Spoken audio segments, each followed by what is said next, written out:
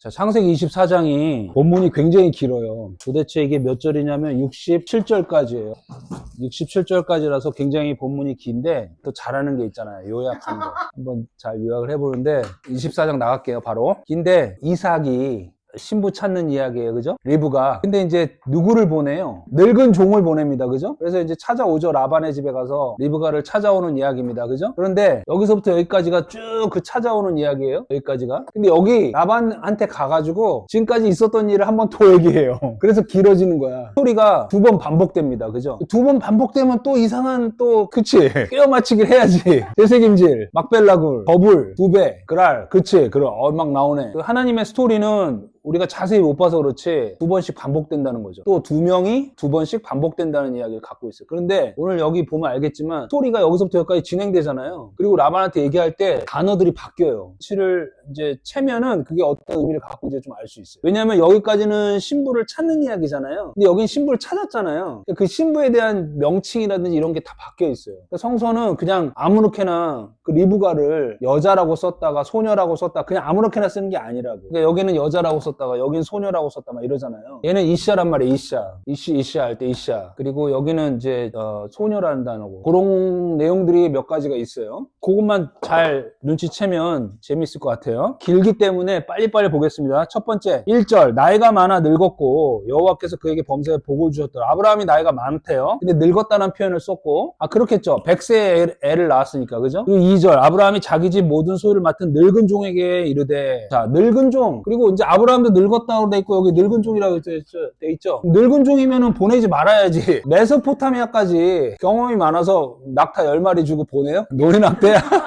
노인 어뷰즈야? 자, 여기서 이제 이 늙은 종이 사실은 창세기 15장에 보면은 아주 신뢰하는 종이 한 명 나와요. 그죠? 그렇죠. 엘리에셀. 왜 이런 엘리에셀이 나오냐면 하나님이 씨를 주겠다고 했는데 내 상속자는 엘리에셀이라고 얘기를 하죠. 다메섹 사람 엘리에셀이라고 하죠. 그러면 그 엘리에셀일 확률이 높은 거잖아요. 근데 여기서는 그 엘리에셀이라고 명칭하지 않고 아브라함이 늙었고 그 늙은 종을 보냈다 이렇게 돼 있잖아요. 그죠? 그러니까 히브리 문학의 아주 특이성을 보여주고 있는 거죠. 어떤 걸 내포하고 있냐면 이제 육신의 생각이 다 떨어진 때다 이거죠. 늙었을 때는. 그러니까 내 씨가 없을 때 내 생각의 씨나 내 육신의 자랑이나 이생의 안목이 다 떨어져 나갔을 때 그때가 성령의 사람이 됐을 때라고 표현하면 될 것 같은데 그런데 늙은 종한테 뭐라 그래요? 내 허벅지 밑에 네 손을 넣어라 그러죠. 특이한 그 세레모니를 하고 보내잖아요. 그죠? 요거하고 지금 연계가 돼 있는 거예요. 근데 이제 허벅지라 그러면 우리가 생각하는 허벅지는 이 장단지 부분을 얘기하잖아요. 근데 사실은 이 허벅지는 야레크라 그래서 이 장단지 위에 골반 안에 있는 텅 빈 공간을 얘기해요. 이해 가요? 골반 뼈가 이렇게 있을 거 아니에요. 그 안에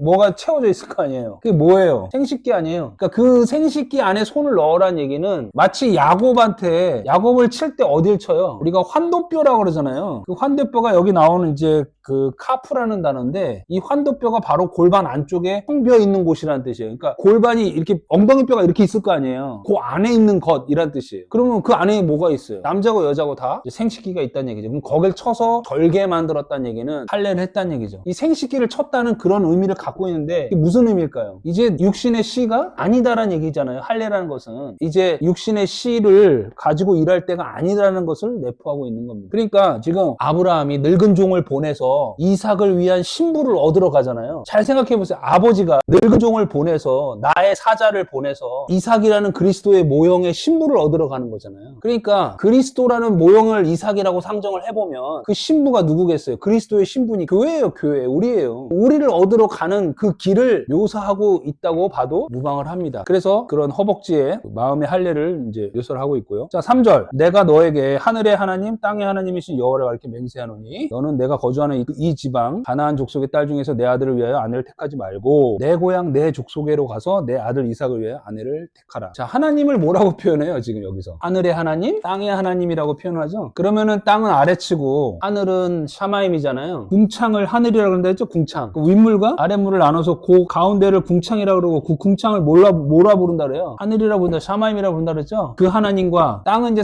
그 다음날 4일차에 나오는 거 묻힐 땅이라 그러고 바다를 한 곳에 모았다 그러잖아요. 그죠? 그 하나님, 그러니까 하늘로 내려오신 하나님, 이 궁창의 하나님과 땅의 하나님, 이거 창세기 하나님을 얘기하는 거죠. 그죠? 근데 가나안 족속의 딸 중에서 얻지 말고 어디로 가래요? 고향으로 가래요, 고향. 그죠? 그래요. 내 고향, 내 족속으로 가라는 거예요. 그럼 거기에는 내 친척이 있을 거 아니에요. 맞아요? 그 친척 중에서 신부를 얻어오라는 얘기예요. 그죠? 근친혼이에요. 그래서 여기 지금 나중에 24절에 보면 누구의 딸이냐 이렇게 물어봤을 때 뭐라 그래요? 밀가, 나홀의 딸, 부두엘의 딸이라 이렇게 나옵니다. 근데 이게 누구예요? 아브라함의 친척이에요. 그러니까 이 말이 이루어지는 거잖아요. 그럼 결국은 근친혼이죠. 그리고 이 부두엘이 셈의 족속이에요. 셈. 함, 셈, 야벳 할 때 셈. 그러면 이건 그리스도의 족보라는 얘기예요. 그죠? 그러니까 그리스도의 족보의 딸인 거예요. 그럼 왜 근친혼을 가서 해오라 그러는 거예요. 하나님의 나라는 시집까지도 아니하고 장가가지도 아니한다 그러잖아요. 부활 때에는. 그러니까 너하고 나하고 뭐란 얘기예요? 혼이 있다는 얘기, 없다는 얘기예요. 없다는 얘기. 하나님의 식구들은 혼이 없다는 얘기예요. 무촌이란 얘기예요. 그러니까 우리가 보는 현상계의 근충을 얘기하는 게 아니라 하나님 나라의 백성은 시집까지도 아니하고 장가가지도 아니한다는 것을 보여주는 거란 얘기예요. 그럼 시집까지도 아니하고 장가가지 않는 얘기는 내 본토와 아비와 친척이 있다는 얘기, 없다는 얘기예요. 없다는 얘기죠.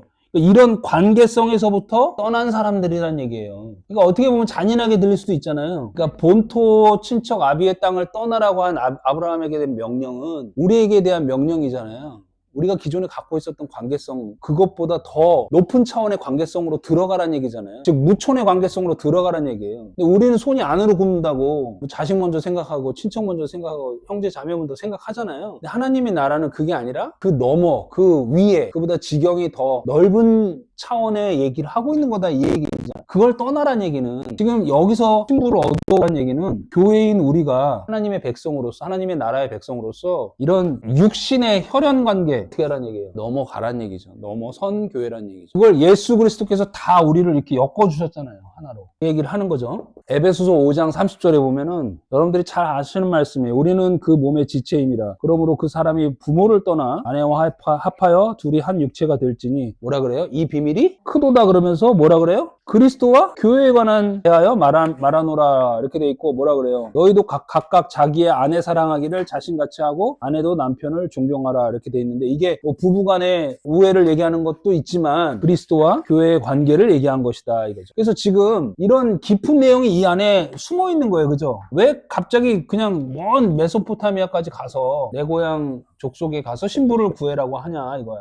그것이 무촌의 관계성을 나타내는 하나님 나라의 일이라는 것을 지금 이렇게 설명해주고 있는 거예요 지금. 그래서 방금 얘기한 대로 아브라함은 주인이고 그 늙은 종을 보내서 그 이삭 즉 그리스도로 상징되는 그리스도의 아내인 신부인 리브가를 구해오는 그런 스토리인데 어디서 만나요? 뭘 가지고 가요? 낙타를 가져갑니다. 낙타. 왜 하필 또 낙타냐? 자 5절 보겠습니다. 봄이 이르되 여자가 나를 따라 이 땅으로 오려고 하지 아니하거든 내가 아들을 주인이 나오신 땅으로 인도하여 돌아가리이까? 아브라함이 그에게 이르되 내 아들을 데리고 그리로 데리고 돌아가지 아니하도록 하라. 이게 무슨 말이에요? 가서 여자를 구해오려고 했는데 안 간다 그러면 어떡하냐 이거예요. 그랬더니 뭐라 그래 아브라함이? 돌아오지 말라 그러잖아요. 구하러 갔으면 구해오란 얘기잖아요. 돌아오지 말란 얘기예요. 다시 뒤돌아보지 말란 얘기예요. 7절 하늘의 하나님 여호와께서 나를 내 아버지의 집과 내 고향 땅에서 떠나게 하시고 내게 말씀하시며 내게 맹세하여 이르기를 이 땅을 내 씨에게 주리라 하셨으니 그가 그 사자를 너보다 앞서 보내실지라 네가 거기서 내 아들을 위하여 아내를 택할지니라. 그러니까 걱정하지 말라 이거죠. 누구를 보낸다고? 사자를 앞서 보낸다 그러잖아요. 그렇죠? 그러니까 하나님의 일하심은 성령 하나님의 일하심과 같은 거예요. 우리보다 먼저 일하신다는 거죠. 그러니까 우리는 그때 사건에 매몰되어 있을지 모르지만 하나님께서는 우리의 계획을 아시고 우리보다 먼저 행하신다는 얘기를 하는 거죠. 생각해보세요. 우리가 몇 년 전만 해도 여기 모여서 이런 성경 공부하려고 생각 못했잖아요. 어떻게 보면 그렇지만 먼저 앞서서 행하신다는 거죠. 하나님께서. 8절 만일 여자가 너를 따라오려고 하지 않냐면 나의 맹세가 너와 상관이 없나니 오직 내 아들을 데리고 그리로 가지 말지 할지니라. 그 종이 이에 그의 주인 아브라함의 허벅지 아래에 손을 놓고 이 일에 대하여 그에게 맹세하였더라. 10절 이에 종이 주인의 낙타 중 10피를 끌고 떠났는데 곧 그의 주인의 모든 좋은 것을 가지고 떠나 메소포타미아로 가서 나홀의 성에 이르러 그 낙타를 성박 우물 곁에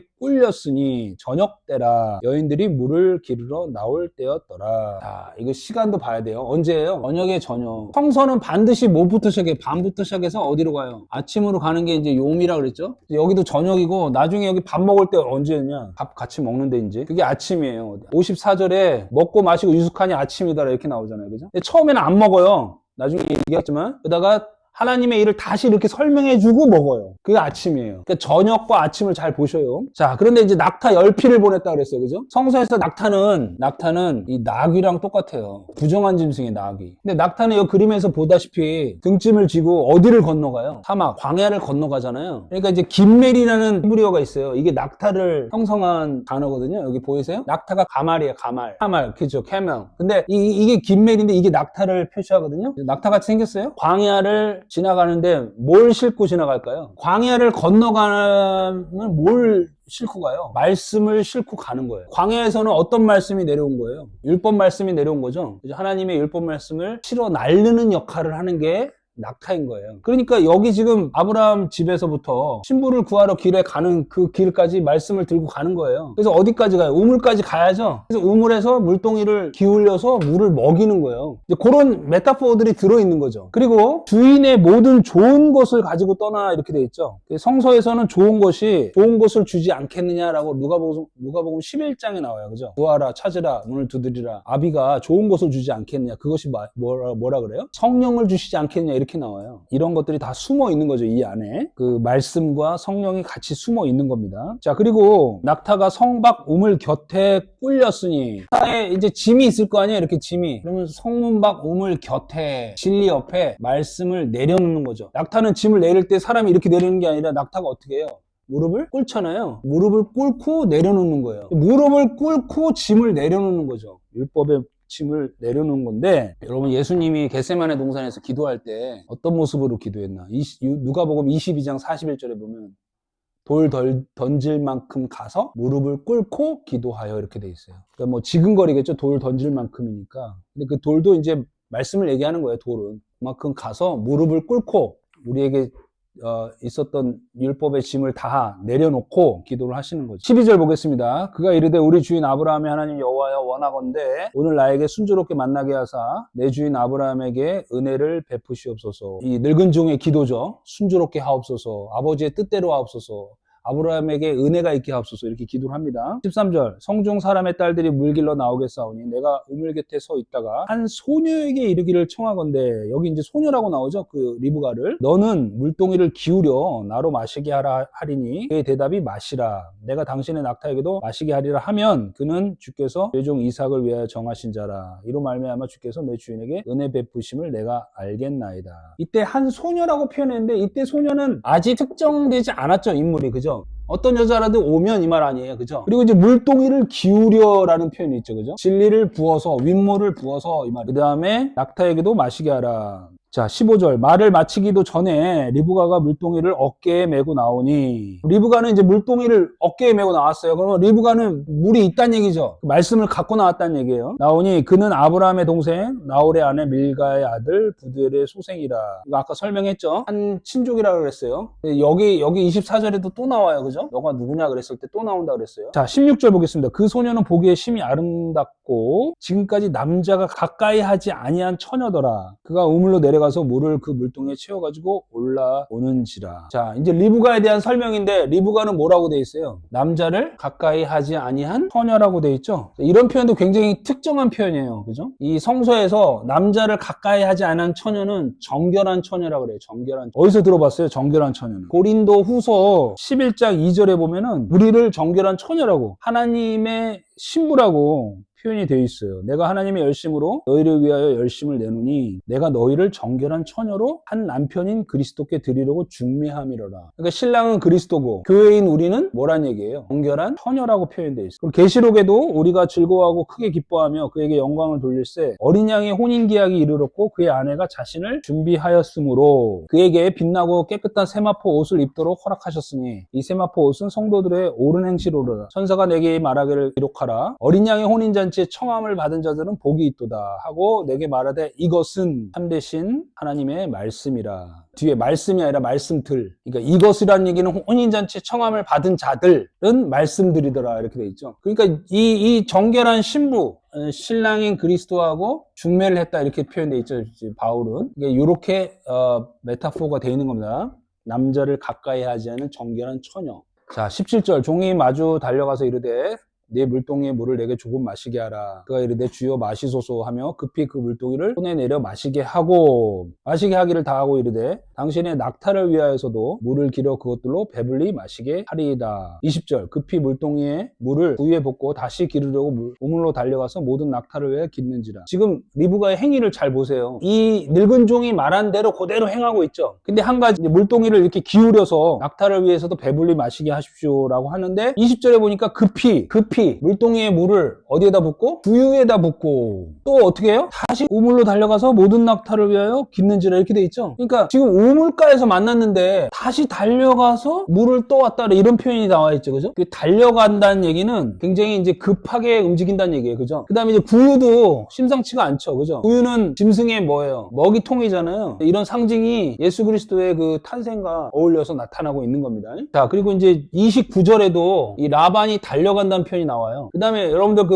아브라함이 그 새 천사가 왔을 때 떡 세스와 막 만들고 막 그러잖아요. 그때 뭐라 그래요? 종들이 막 달려가서 막 이렇게. 그러니까 이제 급히 이런 얘기죠. 예수님도 세례요한이 뭐라 그래요? 예수님이 오는 길을 예비할 때 회개하라 그래놓고 도끼가 어디에 있대요? 나무 뿌리에 있다 그러잖아요. 지금 이제 임박했다는 얘기를 얘기하는 거예요. 그러니까 우리의 시간하고는 다르죠. 그러니까 임박한 어떤 그런 구원의 일하심이 있다는 얘기죠. 달려갔다는 표현들이. 자, 그래서 이제 그 다음에 21절 보겠습니다. 그 사람이 그를 묵묵히 주목하며 이제 늙은 종이 딱 보는 겁니다. 그러면서 뭐라 그래요? 여호와께서 과연 평탄한 길을 주신 여부를 알고자 하더니 평탄한 길, 이 세례 요한의 그 예비한 그 길, 예수님이 오는 그 길은 모든 골짜기가 메워지고 모든 산과 낮은 산이 낮아지고 굽은 것이 곧아지고 험한 길이 평탄해질 것이다 라고 돼 있잖아요. 그렇죠? 누가복음 3장 5절입니다. 그러니까 이 평탄한 길이 있나 하고 주목했다, 묵묵히 바라봤다는 얘기죠. 자, 22절 낙타가 마시기를 다음에 그가 반세겔, 자, 낙타가 이제 다 마셨어. 그 다음에 이제 뭘 줘요? 반세겔, 금, 손목고리 한 쌍을 줍니다. 이게 하나의 징표죠, 징표. 오트입니다, 오트. 표적 같은 거죠. 근데 하필 이렇게 줍니까? 금 반세겔, 금, 손, 목고리 한 쌍. 그럼 이거부터 봅시다. 손, 목고리가 뭐예요? 손, 목고리. 그쵸? 팔찌죠? 손, 목고리라 그랬으니까 손목에 거는 거예요. 근데 뒤에 보면은 라반이 뭐라고 하냐면 코골이라 그래요. 코골이, 손목고리라고 돼 있어요. 표현이 달라졌어요, 좀. 그죠? 먼저 보시고. 자, 그러면 손목고리 한 쌍이면 두 개잖아요, 이렇게 두 개. 율법과 진리, 예수와 그리스도 같이 건다는 얘기죠. 하나로 묶어버린다는 얘기죠. 이삭과 리브가를 하나로 묶는다는 얘기예요. 그 다음에 이제 금은 뭐예요? 금은 지성소를 뜻합니다. 지성소. 은은 성소를 뜻하고 동은 뜰을 뜻합니다. 그 다음에 반세겔은 뭐예요? 반세겔 그러면 이제 탁 나와줘야 되는데, 그죠? 성전세. 예수님하고 베드로하고 얘기하죠, 그죠? 베드로가 이제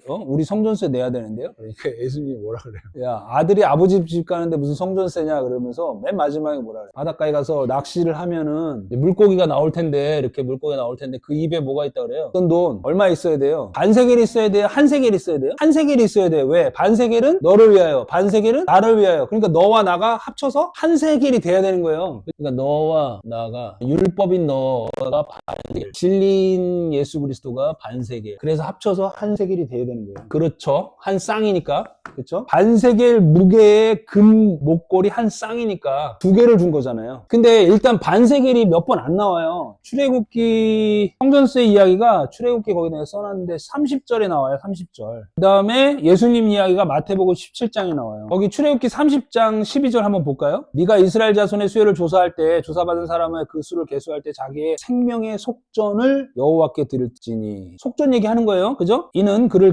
계수할 때 그들 중에 질병이 없게 하려 함이라. 무릇 계수 중 드는 자마다 성소의 세계를 반세계를 낼지니 한 세계는 20게라라. 그 반세계를 여호와께 드릴지니라. 한 세겔이 20게라래. 그죠? 그러니까 반세겔은 몇 게라라? 10게라. 그러니까 10게라 플러스 10게라 20게라는 거예요.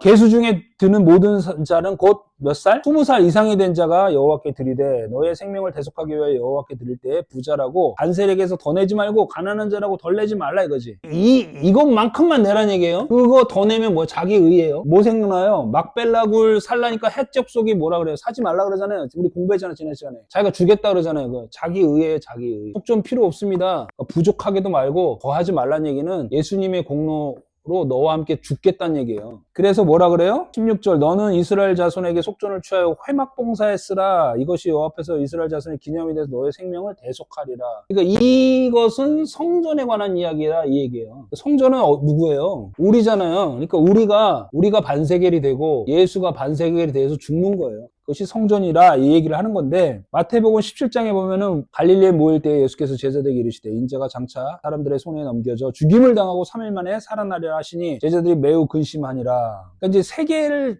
이야기 나오기 전에 예수의 죽음을 얘기하죠. 그리고 부활도 얘기하죠. 가버나움에 이르니 반세겔 받는 자들이 베드로에게 나아 이르되 너희 선생은 반세겔을 내지 아니하느냐. 이르되 내신다 하고 집에 들어가 예수께서 먼저 이르시되 시몬아 네 생각은 어떠하냐. 세상 사람들이 누구에게 관세와 국세를 받느냐. 자기 아들에게냐 타인에게냐. 베드로가 이르되 타인에게입니다. 예수께서 이르시되 그렇다면 아들들은 세를 면하리라. 그러나 우리가 그들을 실족하지 않게 하기 위해서 네가 바다에 가서 낚시를 던져 먼저 오르는 고기를 가져 입을 열면 돈 한 세겔을 얻을 것이니 가져다가 너와 나를 위하여 주라. 굉장한 말씀입니다. 이게 창세기 30장 말씀하고 지금 땅을 이루는 말씀인 거예요. 그죠? 근데 그게 여기 지금 등장한 거예요. 지금. 어마어마한 말씀인 거죠. 어떤 사람이 그러더라고. 야, 그거는 율법 있기 전 이야기인데 왜 율법을 갖다 대냐 이렇게 얘기하더라고.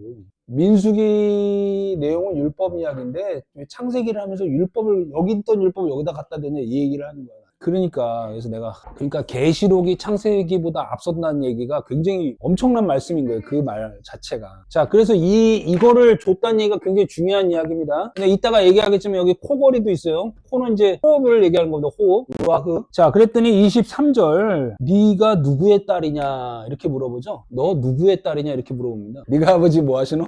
그러니까 이제 정체성을 묻는 거죠. 이게 이제 창조의 존재의 의미를 묻는 겁니다. 창세기에 뭐 나와요? 너 어디 있느냐 이렇게 묻잖아요. 너희들 어디 있느냐 그 질문하고. 자, 그러니까 뭐라 그래요? 밀가가 나홀에게서 낳은 아들 부두엘의 딸이니이다. 밀가는 여왕이란 뜻이고 나홀은 콧바람이란 뜻이고 부두엘은 하나님의 형제란 뜻이에요. 왕이고 성령 받은 사람이고 하나님의 형제란 뜻. 이거 자체가 굉장히 홀리한 네임이죠. 아까도 얘기했지만 이거는 아브라함의 한 족속이에요. 한 친척이에요.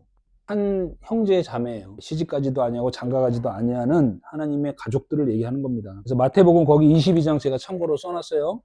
부활 때에는 장가가지도 아니하고 시집가지도 아니하고. 그랬더니 옛날에 내가 그 얘기 했나? 미국 교회에서 이거 해 목사님이 설교하는데 어떤 사람이 손들더니 그럼 섹스가 없네요. 그래가지고 해 목사님이 싫어요? 그래서?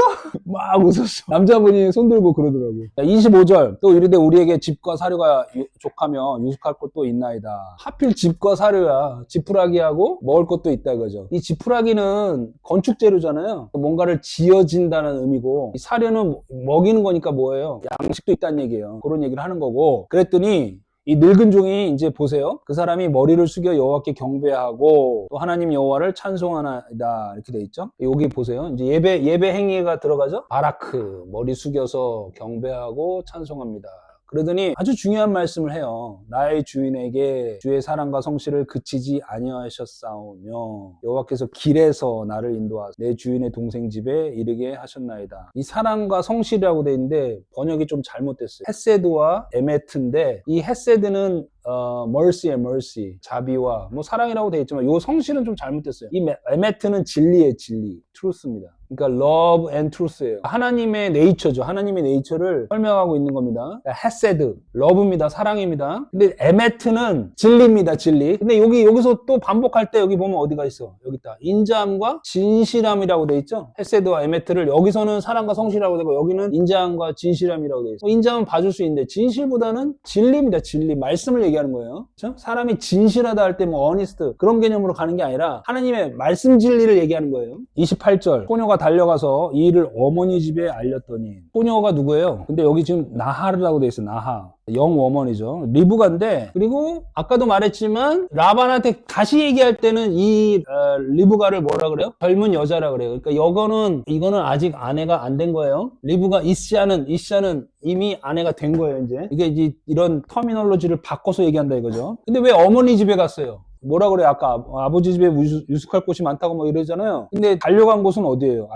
달려가서 알려진 곳은 어머니 집이죠. 그죠? 어머니는 리브가를 낳은 사람이죠. 그러니까 리브가하고 이제는 헤어져야 되는 거죠. 그렇죠? 그러니까 이 어머니하고 헤어짐을 준비하는 거예요. 그래서 아까 창세기에도 보면은 에베소서에도 아까 봤죠. 사람이 부모를 떠나 그 아내와 합하여 둘이 한 육체가 될지라 이렇게도 나오고 창세기 이야기죠. 그죠? 그러니까 이제 이 어머니하고의 헤어짐을 암시하고 있는 겁니다. 어머니한테 가서 뭐라 그래요? 그걸 알렸어요. 그죠? 이제 헤어지겠다는 얘기죠. 그러니까 리브가에게 오라버니가 있어. 그의 이름은 라반이라. 라반은 하얗다는 뜻이 하얗다, 화이트예요. 여기도 소녀가 달려가라는 뜻이 달려가라고 표현되어 있어요. 그죠? 그가 우물로 달려가. 라반도 달려가네요. 그죠? 그러니까 소녀도 달려가고 라반도 달려가고 아까 여기도 달려가 나오죠? 이런 표현들이 예사롭지 않은 거예요. 이게 뭐냐면 이제 성령의 임박한 일하심을 얘기하는 거예요. 그래서 이제 마태복음 28장에 보면은 그 부활 사건 때 그 여자들이 무서움과 큰 기쁨으로 빨리 무덤을 떠나 제자들에게 알리려고 다름질할세 이렇게 나와요. 그 다음에 또 재밌는 표현이 나와요. 요한복음 20장에 보면요. 누구하고 누가 달려가냐면요. 베드로하고 요한이 달려갑니다. 근데 누가 이기는 줄 아세요? 둘이 같이 다름질하더니 그 다른 제자가 베드로보다 더 빨리 달려가서 먼저 무덤에 이르러 이렇게 나오죠. 누가 이겼어요? 요한이 이겼네. 그지? 근데 무덤에 들어간 자는 누구? 무덤에는 베드로가 들어가지 않았나? 달리기는 요한이 이겼어요.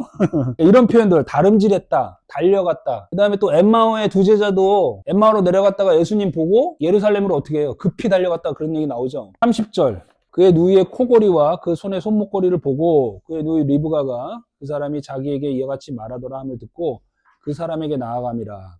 그때 그가 우물가 낙타 곁에 서 있더라. 아까도 말했지만 여기서는 코골이가 안 나왔어요. 그죠? 근데 여기 코골이가 나왔어요. 그죠? 손목걸이는 나왔고 코를 걸었다는 얘기는 호흡이란 얘기예요. 호흡. 루아흐입니다. 루아흐. 상징을 나타내기도 합니다. 그랬더니 31절에 라반이 이르되 여호와께 복을 받은 자여 들으소서 어찌 밖에 서 있나이까 내가 방과 낙타의 처소를 준비하였나이다. 자, 라반이 뭐 나중에 나쁜 사람으로 나온지 모르겠지만 여기서 지금 드리는 역할을 하는 거죠. 늙은 종을 드리는 역할을 하는 겁니다. 그래서 들어오소서, 오소서 이런 표현들을 하고 있는 겁니다. 32절 그 사람이 그 집으로 들어가며 라반이 낙타의 짐을 부리고 집과 사료를 낙타에게 주고 그 사람의 발과 동행자의 발 씻을 물을 주고 이 발 씻을 물을 줬다는 얘기는 이 라반에게 물이 있었다는 얘기죠. 진리의 물이 있었다는 얘기예요. 그리고 음식을 베풉니다. 그런데 그 늙은 종이 음식을 먹어요, 안 먹어요? 33절에 보니까 뭐라 그래요? 내가 내 일을 진술하기 전에는 먹지 아니하겠나이다. 이제 여기 하이라이트가 좀 나옵니다. 그러면서 라반이 말하소서 하니까 이 늙은 종이 지금까지 있었던 일을 쭉 다시 얘기합니다. 그지?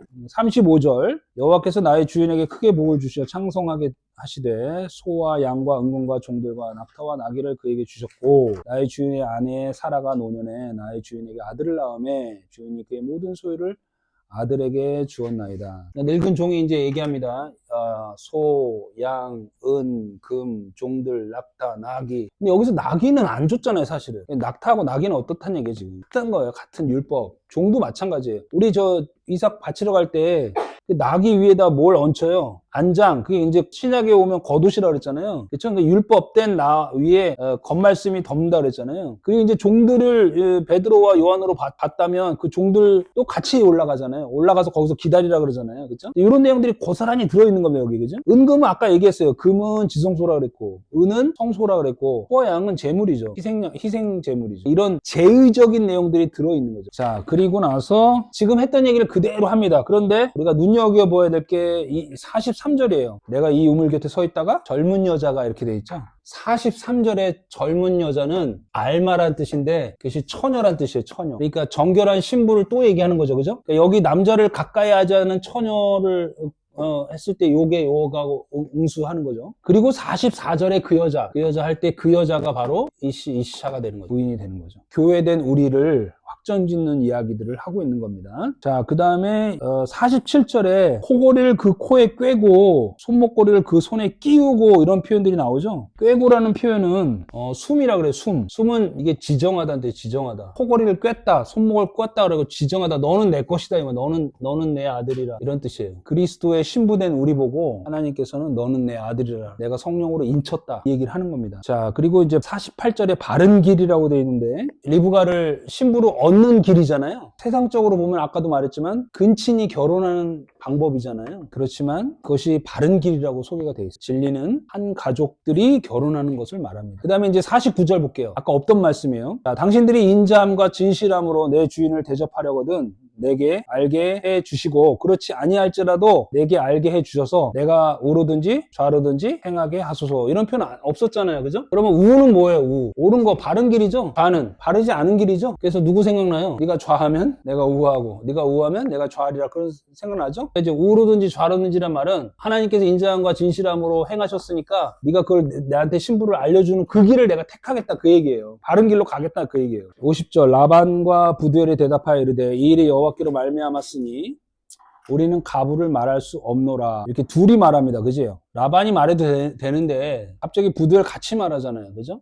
두 증인이 말하는 겁니다. 리브가가 당신 앞에 있으니 데리고 와서 여호와의 명령대로 그를 당신의 주인의 아들의 아내가 되게 하라. 52절 아브라함의 종이 그들의 말을 듣고 땅에 엎드려 이렇게 절하고 늙은 종이 예배를 하죠. 그리고 나서 뭐라 그래요? 은, 금, 해물, 의복을 줍니다. 은금은 아까 나왔었는데 안 나온 게 이제 폐물이죠. 폐물. 그 다음에 의복이죠. 의복. 옷을 입히는 겁니다. 옷을. 그리스도의 의의 옷을 입히는 거죠. 그런데 오라버니와 어머니에게도 보물을 주니라 이렇게 돼 있죠. 어머니하고 오라버니는 같은 거예요. 지금. 이 사람에게도 그걸 주니라 이렇게 돼 있고 54절 이에 그들 곧 종과 동행자들이 먹고 마시고 유숙하고 아침에 일어나서 그가 이르되 나를 보내어 내 주인에게 돌아가게 하소서. 자, 이제 신부 신랑이 다 확정이 됐어요. 그죠? 그래서 이제 드디어 먹지 않겠다고 했잖아요. 근데 다음날 아침이 되니까 먹고 마시고 유숙한다 이렇게 돼요. 이게 하나님의 일하심이 이제 시작되고 이게 이제 먹고 마시니까 동침했다니까 야다가 시작된 거예요. 야다가 시작됐는데 여기서 한 일이 벌어집니다. 이제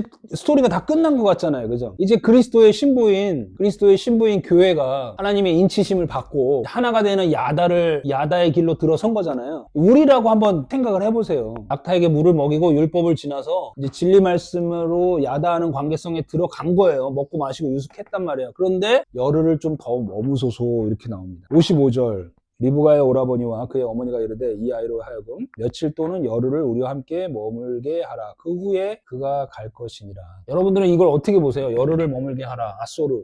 이게 며칠이라는 말은 사실은 필요 없어요. 며칠이 곧 열흘인 거예요. 10을 머물게 하라는 얘기예요. 뭐 다양한 해석이 있을 수 있지만 저는 마음에 드는 해석이 이거예요. 부활 후에 며칠을 같이 계시죠? 40일을 가세요. 그 다음에 승천하시고 오순절이 50일이잖아요. 그러니까 여기서부터 여기 사이가 며칠이에요? 10일이고 이 동안에 어디를 떠나지 말라 그래요? 예루살렘을 떠나지 말라 그래요. 그래서 제자들이 모여서 함께 뭐예요? 기도할 적에 마가의 다락방에서 뭐가 오는 거예요? 이제 성령이 내리는 거잖아요. 그 열흘. 이 열흘 사이에는 어떤 일도 일어나지 않았겠죠. 그리고 굉장히 두려웠다 그랬어요. 그죠? 자, 생각해보세요. 예수님이 부활을 했잖아요. 얼마나 기뻤을 거 아니에요. 그죠? 죽었던 자가 무덤을 박차고 다른 영으로 우리와 함께 계시잖아요. 40일 동안. 근데 40일 동안 뭐 했다고 나와 있어요? 하나님 나라의 일을 가르쳤다고 이렇게 나와 있어요. 근데 갑자기 사라져버렸네? 그리고 나서 바로 그리스도의 영을 우리에게 부어줬으면 되는 거잖아요. 근데 뭐라 그러냐면 예루살렘을 떠나지 말라 그러고 내가 다시 오리라 그러고 열흘 동안 아무 일도 일어나지 않잖아요. 그러니까 얼마나 두려웠겠어. 그러니까 문을 걸어 잠그고 있었잖아요. 그리고 나서 열흘이 지나니까 오순절 때, 즉 49일까지는 아무 일도 일어나지 않다가 50일 딱 열흘이 채워지니까 성령을 받으면서 뒤집어지는 거잖아요. 이제 이 제자들이 사도가 되는 거잖아요. 여기 열흘을 머물러라는 얘기는 이것과 아주 흡사한 내용이 아닌가라는 좋은 해석이 제가 마음에 드는 해석입니다. 어떠세요? 그리고 이제 열흘이라는 그 레퍼런스가 몇 가지가 있어요. 출애굽기 12장, 민수기 29장, 여호수아 4장, 시편 110편 이렇게 여러 가지가 있습니다. 열흘. 그 중에서도 저는 이 성령 사건 이거를 마음에 들어서 소개를 드렸고요. 사실은 그 열흘 동안 아무 일도 일어나지 않은 것 같지만 사실은 기도하고 기다린 거죠. 이것도 마찬가지입니다. 저희들도 마찬가지예요. 아무 일도 일어나지 않을 것 같은 시간들이 있었잖아요. 정말 아무것도 안 일어날 것 같기도 하고 그랬는데 성령 하나님께서 준비해 주셨잖아요. 56절 그 사람이 그들에게 나를 만류하지 마소서 여호와께서 내게 형통한 길을 보이셨으니 나를 보내 내 주인에게로 돌아가게 하소서. 그들이 이르되 우리가 소녀를 불러 그에게 물으리라 하고 이번엔 또 소녀라 그래. 이게 이제 기다리는 동안에 아직 안 된 거야. 소녀를 다시 지칭합니다. 근데 되게 희한한 일을 합니다. 리브가를 불러서 이르되 내가 이 사람들과 함께 가려느냐? 그가 대답하여 가겠나이다. 말하자면 테스트를 하는 것 같아. 그죠? 이 가겠나이다 그러면 어디를 떠난다는 얘기예요. 자기를 키워준 엄마를 떠나야 되는 거예요. 그러니까 아까 엄마 집에 간 거예요. 알리려고. 나를 낳아준 혈연의 관계를 넘어서겠다는 얘기잖아요. 넘어서는데 누굴 데리고 가냐? 59절 보세요. 그들이 그 누이 리브가와 유모를 데리고 갑니다. 리브가는 젖을 때도 한참 때는 신부잖아요, 지금. 그럼 그 유모는 젖을 먹이는 사람 아니에요? 누구의 젖을 먹이겠다는 얘기예요? 아니, 나중에 신랑하고 신부하고 자식을 낳을 거 아니야? 그러면 그 애를 먹이겠다는 얘기 아니에요, 유모가. 어쨌든 그 유모의 역할은 뭐예요? 젖을 먹이는 사람이잖아요. 그러니까 젖을 먹이는 사람을 데리고 간다는 얘기는 뭐예요? 젖을 먹이겠다는 얘기 아니에요. 그럼 젖 먹는 자가 있다는 얘기 아니에요. 젖 먹는 자가 누구예요? 그리스도의 초보인 거예요. 그리스도의 초보인 자들을 젖 먹이겠다는 얘기 아니에요. 그 유모 이름이 뭔지 알아요? 드보라예요, 드보라. 그게 창세기 35장에 나와요. 리브가의 유모 드보라가 죽음에 그를 베델 아래에 있는 상수리 나무 밑에 장사하고 그 나무 이름을 알론 바굿이라 불렀더라. 이렇게 나오죠. 그 결국 드보라도 자기 역할, 어린 그리스도의 초보인 젖먹이 애기들을 젖 먹이고 베델에서 죽는 거예요. 하나님의 집에서 죽었다라고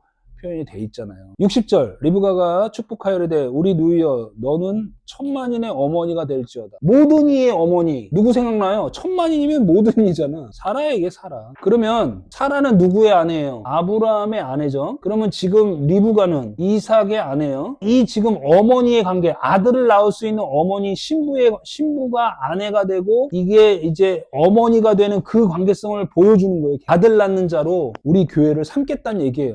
그래가지고 61절 리브가가 일어나. 이제 끝났어요. 이제 사건이 다 끝났어. 이제 끝나니까 어떻게 해야 돼요? 난리 쿵 해야죠. 일어나. 60절에 천만인의 어머니가 될지어다 그래놓고 내 씨로 원수의 성문을 얻게 할지는 이렇게 나오죠. 원수의 성문? 문 그러면 여러분들 우리 배웠잖아. 입, 그렇죠. 그래서 대적의 성문을 차지하리라. 그 똑같은 표현이 쓰이잖아요, 지금. 이거랑 똑같은 표현이 쓰이는 거예요. 그러니까 비진리로 나타나는 이제 그 입을 닥쳐라, 이거죠. 율법 행위 믿음의 그 입은 닥쳐라. 닥치게 될 것이다. 그게 원수의 성문이에요. 혼날 겁니다. 죄송합니다. 그 다음 62절. 이때 이삭이 부엘라헬 로이에서 왔으니 그가 네게부 지역에 거주하였어요. 네게부는 광야거든요. 그리고 사막이에요. 남쪽이란 뜻이고.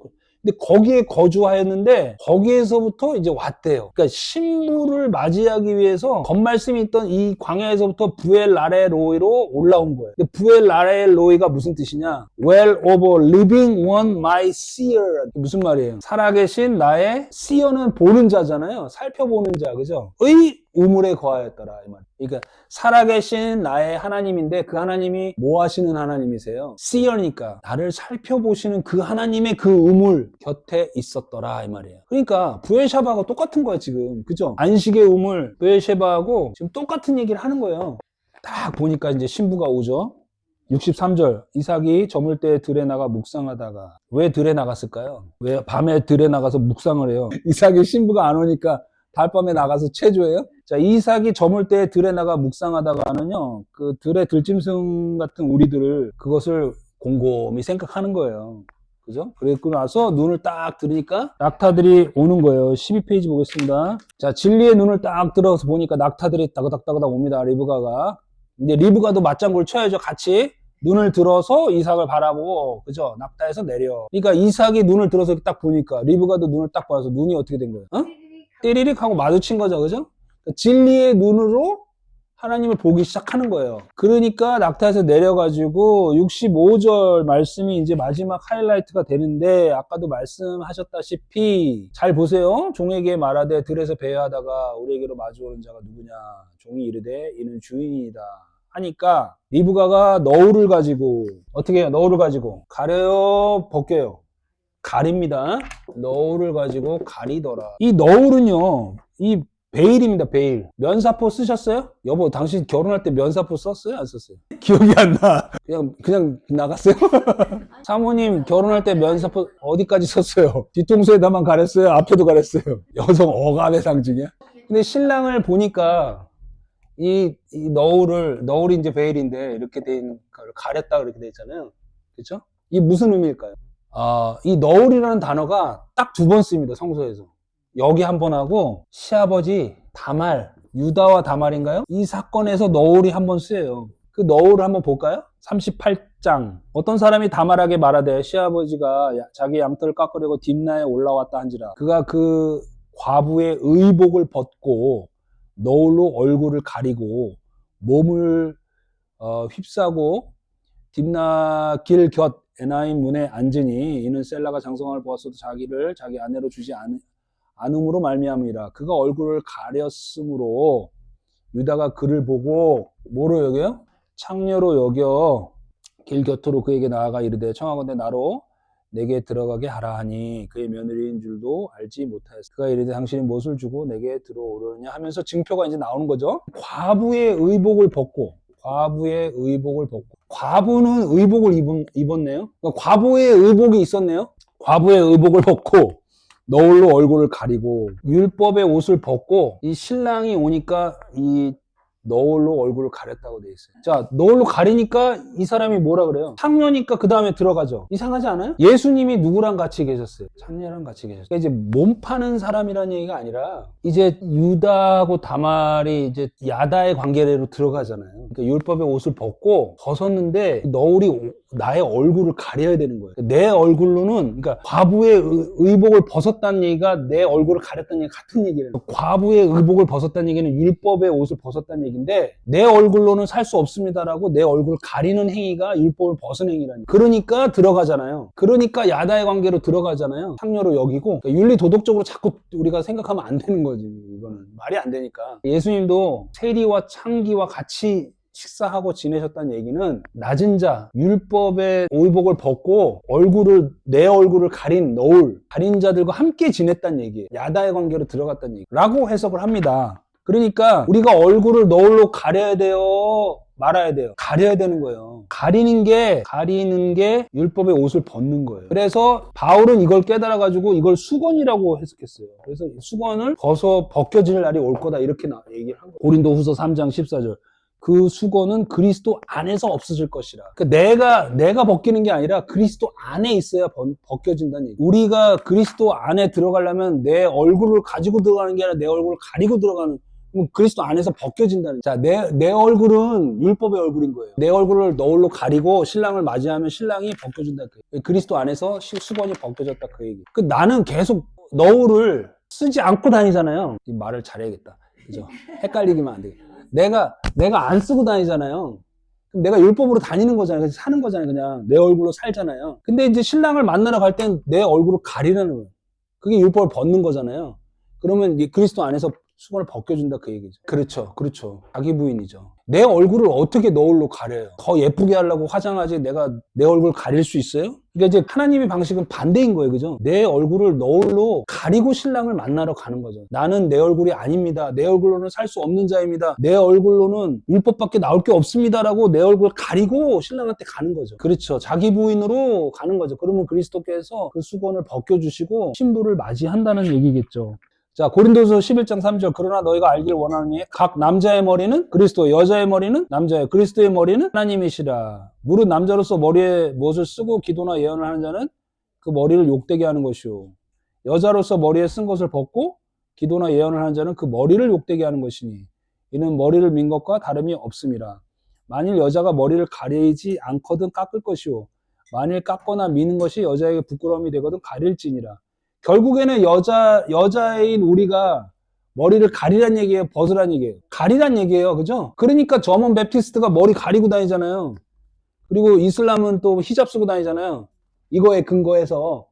그 얘기를 하는 게 아니잖아요. 그렇죠. 그러니까 이 얘기는 우리의 영적 상태인, 율법의 상태인 내 얼굴을 가리란 얘기 아니에요. 왜요? 우리의 머리는 그리스도니까.